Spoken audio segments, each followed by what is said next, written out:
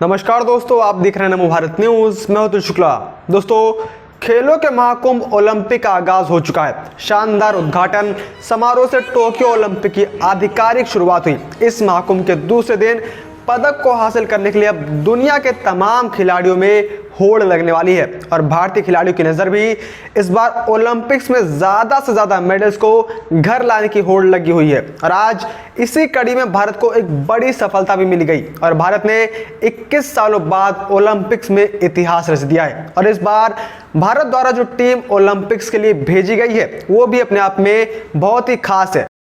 मैं आपको सारी बातें आपको एक एक करके बताऊंगा, लेकिन उससे पहले आप इस वीडियो को आज ज्यादा से ज्यादा शेयर जरूर करें और कमेंट बॉक्स में आप जय हिंद जय भारत लिखना ना भूलें, क्योंकि आज ओलंपिक्स में भारत के लिए एक गर्व के पल हैं। दोस्तों, टोक्यो ओलंपिक्स के दूसरे दिन ही भारत ने अपना मेडल्स का खाता खोल लिया है और भारत के लिए यह एक अच्छी शुरुआत मानी जा रही है। और भारत को यह पहला पदक भारत की ही बेटी मीराबाई चानू ने दिलवाया है। टोक्यो ओलंपिक के दूसरे दिन भारत को बड़ी कामयाबी मिली। वेट लिफ्टिंग की 49 किलोग्राम कैटेगरी में मीराबाई चानू ने सिल्वर जीतकर पहला मेडल दिला दिया है। चानू वेट लिफ्टिंग में ओलंपिक पदक जीतने वाली दूसरी भारतीय बन चुकी हैं। टोक्यो ओलंपिक में चानू का मेडल आज इसलिए भी बेहद ही खास है क्योंकि वेट लिफ्टिंग में उन्होंने 21 साल का भारत का सूखा अब खत्म कर दिया है। ओलंपिक के इतिहास में वेट लिफ्टिंग में भारत के पास फिलहाल एक ही मेडल है, जो कर्णम मल्लेश्वरी ने सन 2000 में सिडनी में हुए ओलंपिक्स खेलों में प्राप्त किया था। वह देश के लिए व्यक्तिगत मेडल जीतने वाली पहली महिला खिलाड़ी रही थी। तब उन्होंने कांस्य पदक हासिल किया था। चानू के इस बेहतर शुरुआत से भारतीय खिलाड़ियों में तो जोश बढ़ चुका है। साथ ही इस उपलब्धि से आज 132 करोड़ भारतीय भी गर्व महसूस कर रहे हैं। लेकिन इस उपलब्धि के पीछे आज जो एक बहुत बड़ी वजह है वो भी आपको जाननी चाहिए। दरअसल मेडल जीतने के बाद मीराबाई चानू ने एक ट्वीट करके बताया, जिसके अंदर उन्होंने लिखा था कि मुझे सपोर्ट करने के लिए हमारी सरकार का भी विशेष शुक्रिया। खेल मंत्रालय, SAI, IOA, weight lifting federation of India, railway, OGQ के मेरे इस सफर में लगातार समर्थन के लिए धन्यवाद। मैं अपने कोच विजय शर्मा सर और स्टाफ को शुक्रिया कहना चाहूंगी। इन लोगों ने मुझे प्रेरित किया और ट्रेनिंग में मदद की। देश के सभी लोगों और वेट लिफ्टिंग बिरादरी का एक बार फिर से बहुत शुक्रिया। जय हिंद। यानी उनके इस ट्वीट को साफ साफ पता चल रहा है कि उनको इस मुकाम तक पहुंचाने के लिए भारत सरकार ने उनकी कितनी ज्यादा मदद की है। और सिर्फ मीराबाई चानू के साथ ही ऐसा नहीं है, भारत सरकार हर उस खिलाड़ी की इस समय मदद कर रही है जिसके अंदर प्रतिभा है और देश के लिए कुछ करने का जज्बा।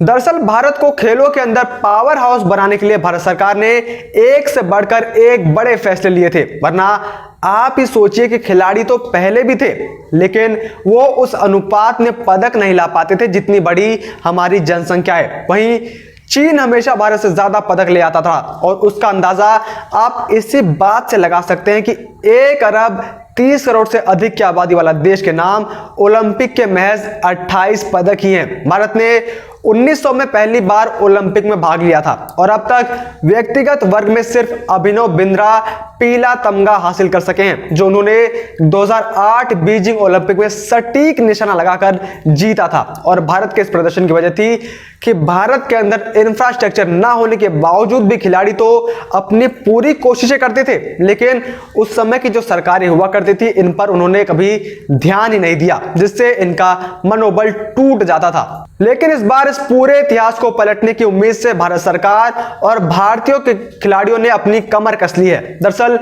खेल मंत्रालय ने जमीनी स्तर पर प्रतिभाओं को निखारने और भारत को खेल के अंदर पावर हाउस बनाने के लिए खेलो इंडिया के जरिए सैकड़ों खिलाड़ी ढूंढ निकाले जो सुविधा की अभावों से कहीं छुपे हुए थे। उन्हें सरकार ने ढूंढा और उन्हें एक हीरे की तरह तराशा, उन्हें जबरदस्त ट्रेनिंग दी, सभी सुविधा भी मुहैया करवाई और आज यही खिलाड़ी भारत का नाम रोशन करने के लिए ओलंपिक्स में भी हिस्सा लेने वाले हैं। भारत सरकार खिलाड़ियों को लेकर कितनी ज्यादा सजग है उसका अंदाजा आप इस बात से लगा सकते हैं कि तत्कालीन खेल मंत्री किरण रिजिजू ने मई के महीने में एक बयान दिया था, जिसमें उन्होंने बताया था कि भारत को 2028 ओलंपिक में शीर्ष 10 देशों में शामिल करने का हमारा प्रयास है। इसे हासिल करने के लिए हमें खिलाड़ियों की उनकी छोटी उम्र से ही पहचान करने और उन्हें निखारने की आवश्यकता है, और इसके लिए सरकार लगातार दिन दूनी और रात चौगुनी की रफ्तार से इस काम में जुटी हुई है। खिलाड़ियों को मजबूत बनाने के लिए सरकार ने खिलाड़ियों को वर्ल्ड क्लास लेवल की जिम